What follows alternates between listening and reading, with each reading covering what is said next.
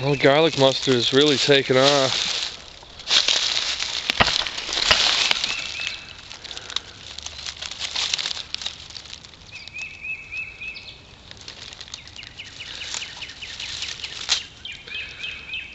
I think these leaves are best eaten like this. Just pick them and eat them.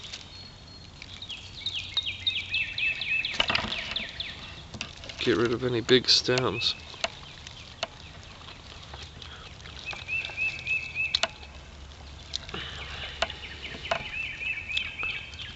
Garlic mustard is a bitter green.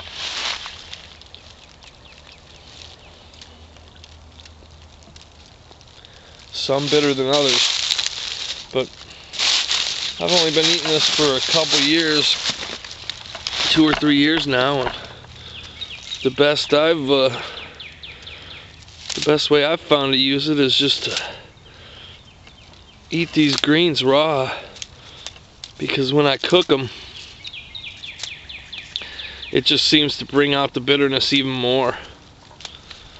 But if you eat them raw and you mix them in a salad with other greens, they're actually pretty good. They have an oniony garlic flavor, kind of sweet, but they do have a bitter aftertaste. And not only that,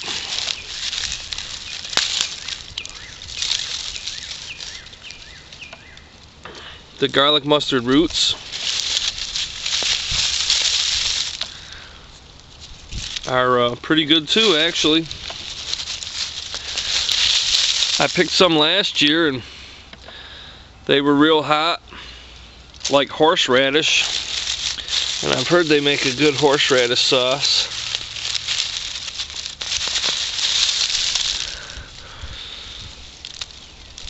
But I picked some small ones the other day, and I was gonna make a horseradish sauce with them, and I ended up just eating them raw.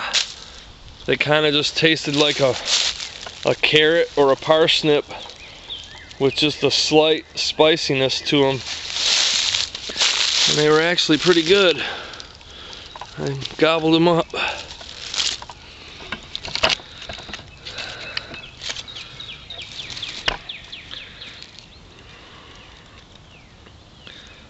It's one good plant to know in the springtime when there's not really any other greens available to eat. That's probably the first one you're going to find if it grows in your area. That or some other variety of mustard.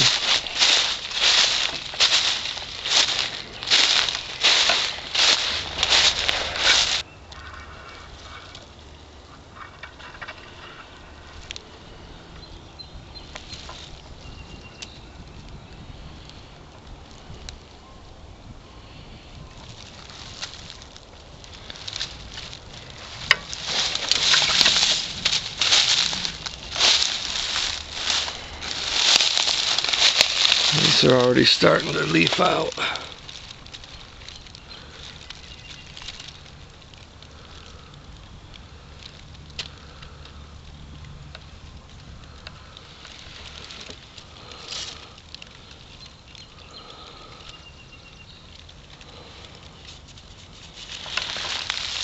This is elderberry.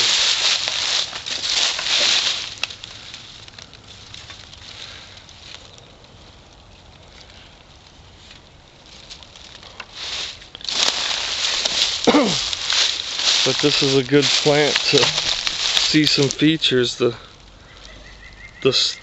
branch has these little warts on it.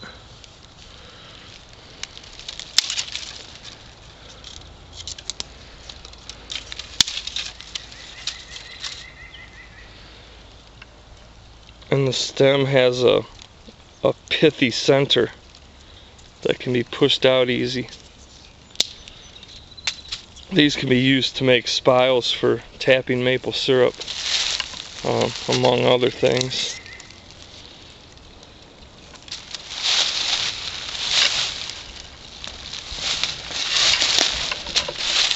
Just look for those different features and take it back home with me and look through the books and see if anything comes close to matching up.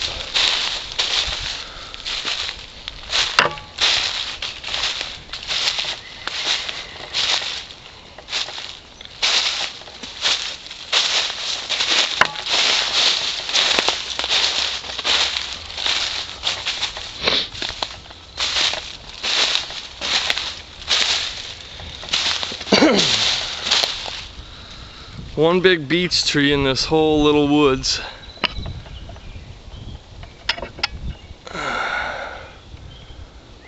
Try and block that sun.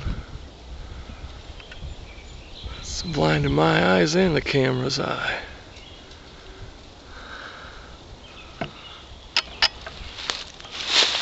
That beech tree's been attacked by fungus for years now, and it's still hanging in there.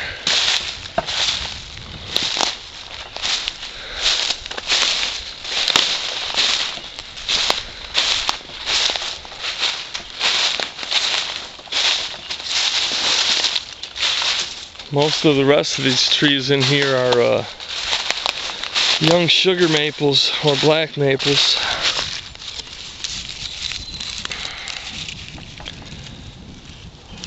The maple leaves have a smooth leaf margin without little teeth along the margin of the leaf. That tells me they're either a sugar or a black maple. Most of them are too small to tap for sugar. But you know, maybe in another, I don't know, 10, 20 years, this would be a real nice woods for a sugar bush.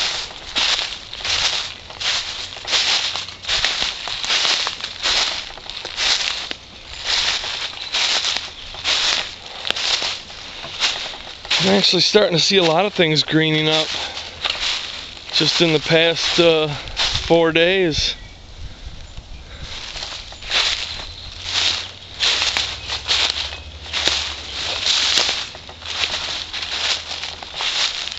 Oh yeah, this is what I came looking for originally.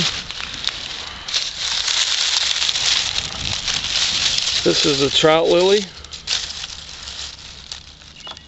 And the easy way to tell it is the leaf is kind of has the look of a brook trout or something like that, because it's mottled. It's sort of a maroon and green, or purple and green mottled appearance. But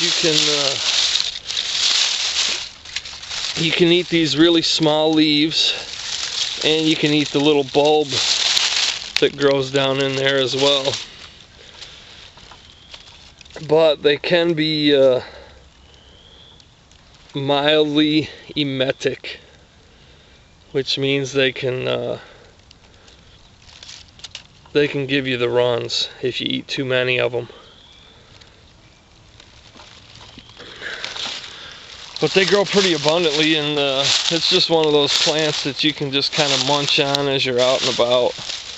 You know, you don't need a whole bunch, just eat 3 or 4 of them to kind of quench your thirst or keep your stomach from grumbling while you're out hiking.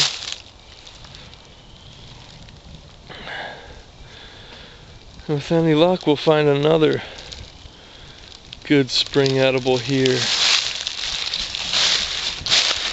It might be a little harder to spot though.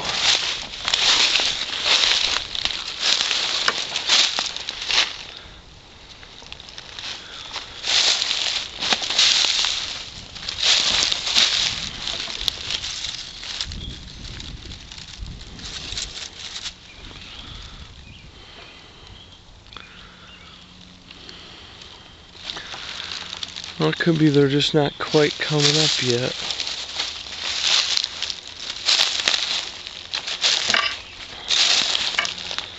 I'm looking for spring beauties. Oh yeah, right here's some. As a matter of fact. spring beauties are really easy to identify because they just have these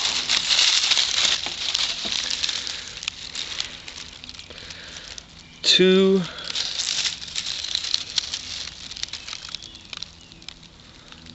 skinny leaves coming off of a fragile little stem. They almost look like a seedling from a tree.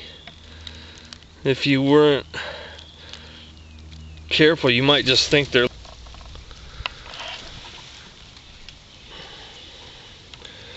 Well, like I was saying before my batteries died there, this is spring beauty.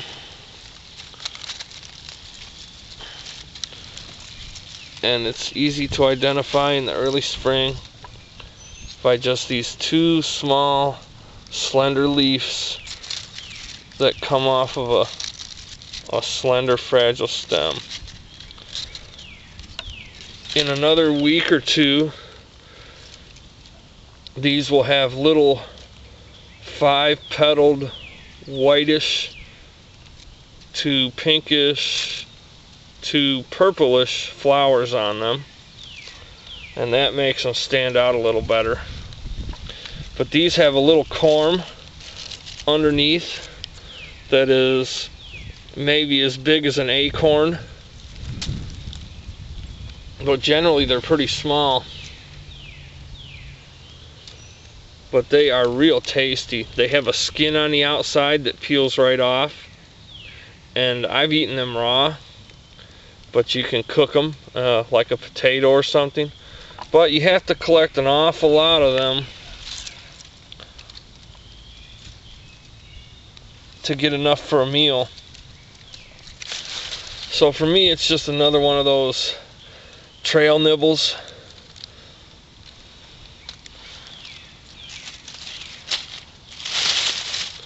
I don't have a tool to dig up the corn, but they can be kind of hard to dig up too because they grow in the woods, so there's a lot of roots down in there, and they can be a little labor intensive getting them dug up and sorted out from the dirt. But they do grow in abundance in certain areas. I'll post some pictures of them in bloom at the end of this video, along with the trout lilies. And here's both.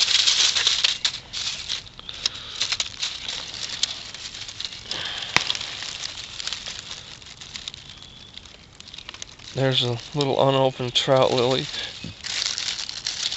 And here's spring beauties growing all around. There's a good look at the trout lily leaf. See how it's mottled.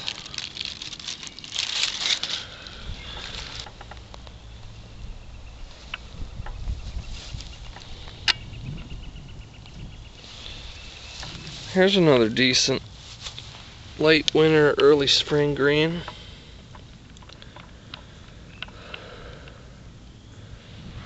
I believe this is Wintercress or bittercress. It's another plant in the mustard family.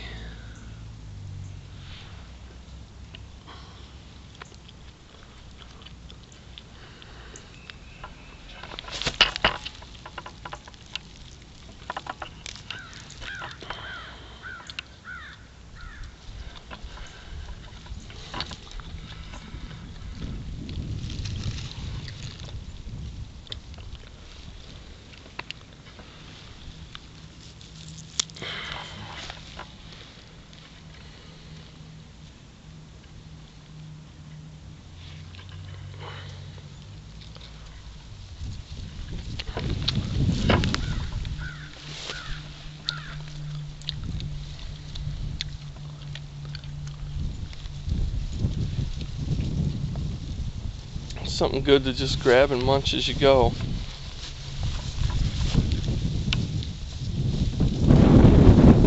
It's another bitter green.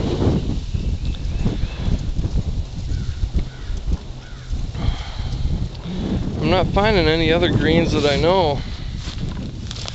I mean, there are definitely other greens coming up. I just don't know what they are. You can only learn so many plants at a time.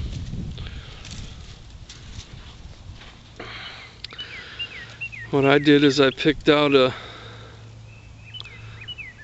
don't know, maybe 10 or 15 plants last year and followed them through the season. And I did the same thing the year before, and every year I just kind of add to my knowledge of plants and mushrooms and trees and everything else. It's easier if you just pick out even just 1 or 2 plants a season and follow them through the whole season. You get a much better understanding of the plant that way, and you become more familiar with it. This right here is curly dock.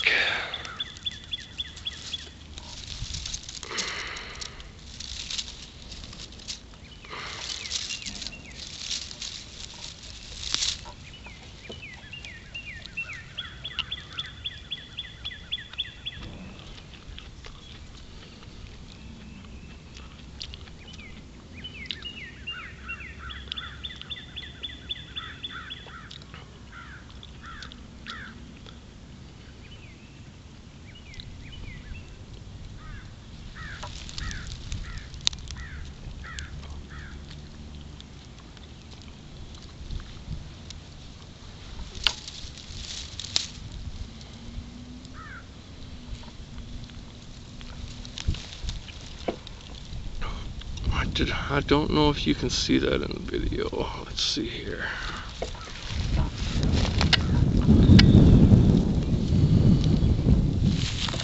I can't even see my viewfinder to tell if you can see it in the video.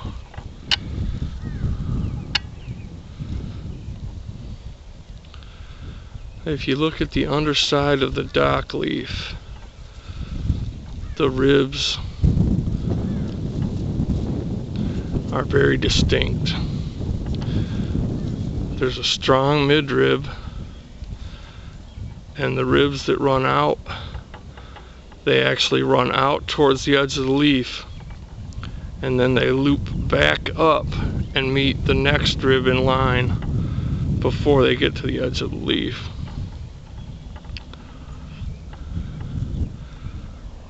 That's a really distinct characteristic of the dock family of plants. Curly dock and smooth dock, I believe.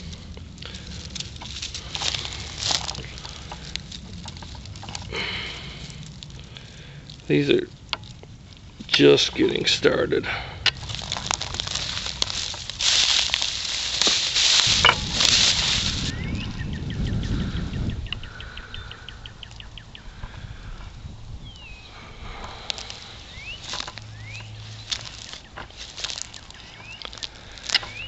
But this is the best time of year to get out and start learning to identify plants, because you can follow them through the entire season, from when they first emerge as little bitty seedlings, well, depending on the type of plant they are, you know, whether they're a biennial or a perennial or an annual, but you can follow them right through the season.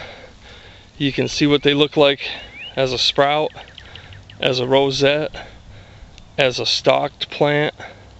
Once they bolt, you can see what the flowers look like, and then you can also see what the plant looks like once it dies back. And a lot of times, an easy way to find a plant in abundance is by looking for the old dead stalks. Once you become familiar with it, then you can do that.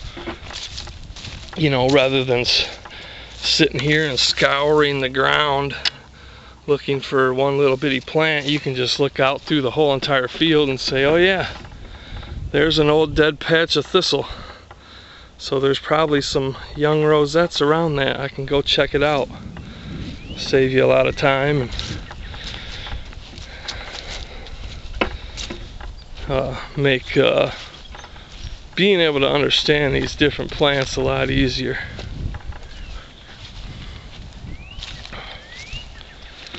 And a real easy way to get a good overall understanding of plants, flowering plants, is by looking at the flower, because plants are classified into families by the type of flower they have.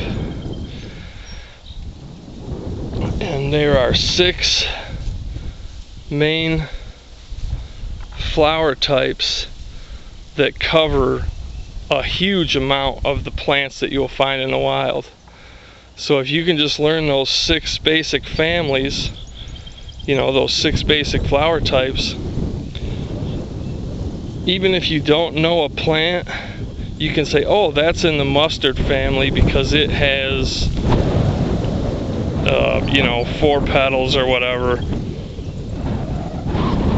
and it can narrow down your search time for identification to species a lot quicker. And a good book that explains that much better than I can is Botany in a Day by I believe it's Thomas J. Elpel, but the book is called Botany in a Day.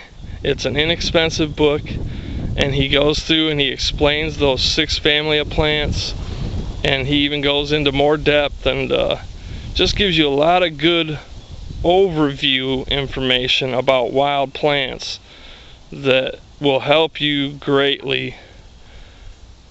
It'll just speed the process of learning wild plants along dramatically. It has for me.